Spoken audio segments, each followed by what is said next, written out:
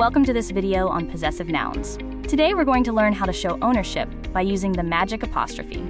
So what is a possessive noun? It's a noun that shows ownership, telling us that something belongs to someone or something else.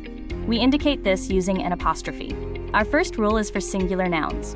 When you're talking about just one person, place, or thing, you simply add an apostrophe and an S to show possession. Here are some examples of the first rule in action: the girl's hat, the boy's bike, and the bird's house. For rule number 2, we look at plural nouns that already end in S.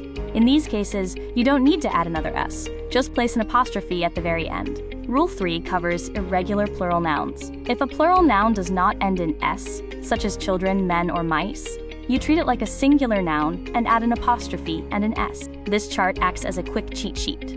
It breaks down how to handle singular nouns, plurals ending in S, and irregular plurals by showing you exactly what to add. Watch out for the difference between plural and possessive. Not every word ending in S needs an apostrophe.